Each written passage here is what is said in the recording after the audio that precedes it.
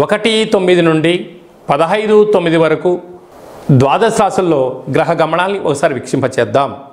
వృషభ రాశిలో దేవగురు బృహస్పతి శత్రుస్థానంలో సంచార స్థితి, మిథున రాశిలో కుజ భగవానుడు, కర్కాటక రాశిలో బుధ భగవానుడు, సింహరాశిలో ఏడాది తర్వాత రవి భగవానుడు, కన్యరాశిలో శుక్రుడు మరియు కేతు సంచార స్థితి, కుంభరాశిలో శని భగవానుడు వక్రగమన సంచార స్థితి, మీనరాశిలో రాహు భగవానుడు సంచార స్థితితో ద్వాదశ రాశుల్లో గ్రహ గమనాలు ఈ విధంగా ఉన్నాయి.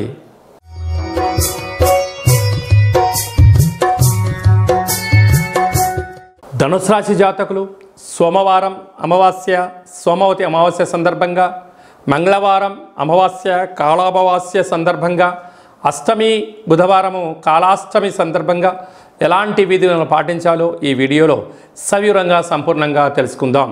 ధనుసు రాశిలో ఏ నక్షత్రాలు వస్తనగా మూలా నక్షత్రంలోని 4 పాదాలు, పూర్వాషాఢ నక్షత్రం 4 పాదాలు, ఉత్తరాషాఢ నక్షత్రంలోని 1 పాదం కలిపితే ధనుసు రాశి అవ్వడం జరుగుతుంది.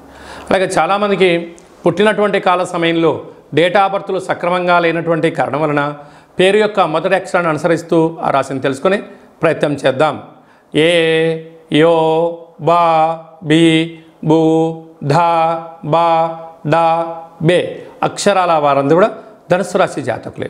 ధనుసు రాశి యొక్క పరిస్థితి కాలమానంగా మనం అనుకూలించినట్లయితే అర్ధాష్టమ రాహు చేత, సప్తమంలో కుజుడు చేత, అష్టమంలో బుధుడి చేత స్వల్పమైనటువంటి అంతర్గతమైనటువంటి బహిర్గతమైన మనోవేదనకు గురయ్యేటువంటి పరిస్థితి అధికంగా ఉంది. కనుక సోమవారం అమావాస్య, సోమవతి అమావాస్య, మంగళవారం అమావాస్య కాళామావాస్య, బుధవారం అష్టమి, జ్యేష్ఠ నక్షత్ర సందర్భంగా ఇలాంటి కాల సందర్భంలో కూష్మాండ దీపాన్ని వెలిగించడం లేకపోతే నారికేల దీపాన్ని వెలిగింపచేయడం వలన సంపూర్ణమైన శత్రు సమస్య, రోగ సమస్య, అనారోగ్య సమస్య తొలగిపోతుందని ఆ దీపాన్ని వెలిగించి యథాశక్తిగా షోడశ ఉపచార నైవేద్యాలు పెట్టిన తర్వాత వీలైతే చాకలి వాళ్ళకు దానం చేయండి, లేకుంటే దానం చేయించండి. మీకు చాలా మంచి కాలము అని చెప్పి గమనించగలగాలి.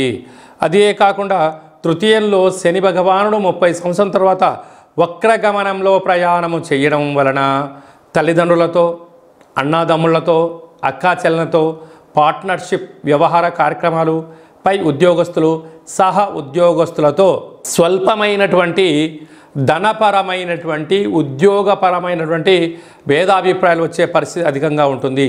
అర్ధాష్టమ రాహు ఎంత కష్టపడినా నిన్ను వెతకనివ్వకుండా అనేక మంది మిమ్మల్ని ముప్పలు తిప్పలు పెట్టే పరిస్థితి ఉంటుంది. కానీ మీరు అధైర్యపడనక్కర్లేదు. 6వ స్థానంలో గురు సంచార స్థితి నిత్యము రుణ సమస్య, రోగ సమస్య, ఉద్యోగ సమస్య, అభ్రతతాభావంతో జీవనాన్ని పొందే పరిస్థితి చాలా అధికంగా ఉంటుంది.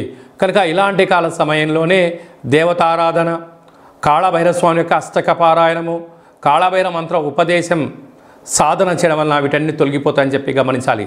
సాఫ్ట్వేర్ ఉద్యోగస్తులు, హార్డ్వేర్ ఉద్యోగస్తులు, సినిమా రంగాలు, యూట్యూబ్, వాట్సాప్, ఫేస్బుక్ క్రియేటివిటీ రంగాలు, నూతనమైనటువంటి కార్యక్రమాలు ప్రారంభించాలి అనుకునే వారు, విదేశాలలో ఉండబడిన వారు ఓపిక, సహనం, మీ జన్మ నక్షత్రం అలాగనే మీరు పుట్టినటువంటి రోజున కొన్ని విధి విధానంలో మౌనం, ధ్యానం, దానం వలన ప్రశాంతత, ఆరోగ్యం, విజయానికి తొలిమెట్టు అవుతారని చెప్పి గమనించాలి.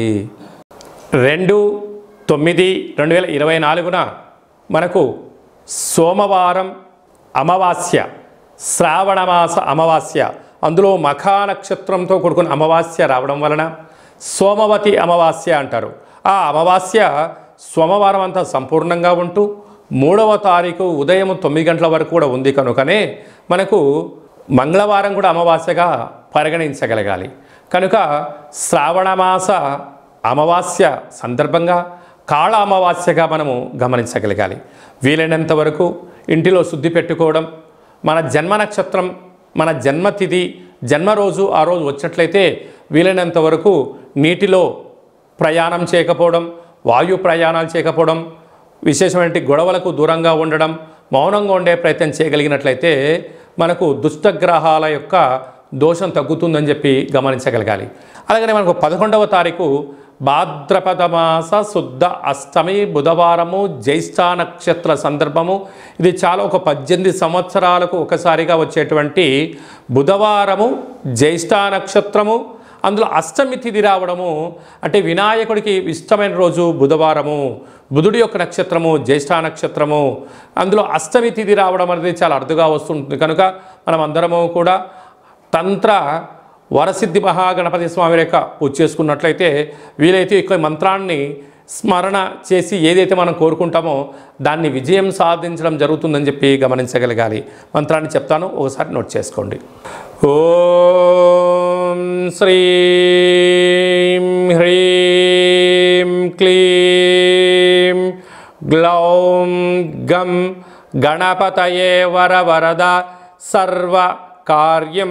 అంటే మనం ఏదైతే కార్యం అనుకుంటున్నామో ఆ కార్యం పేరు అనుకొని వశమానయ స్వాహ అనేటువంటి మంత్రాన్ని ఒక 27 సార్లు తగ్గకుండా రోజుకు ఒక 108 సార్లు ఈ మంత్రాన్ని ఉచ్చరింప చేయగలిగినట్లయితే మనకు కష్టాలన్నీ తొలగిపోయి ఐశ్వర్యానికి స్వాగతం పలుకుతూ ఆ పని మనకు అనుకూలించేటువంటి విధంగా తంత్ర తాంత్రిక వర కాల విఘ్నేశ్వర స్వామి యొక్క ఆశీస్సులు మనపైన ఉంటాయని చెప్పి కూడా గమనించాలి.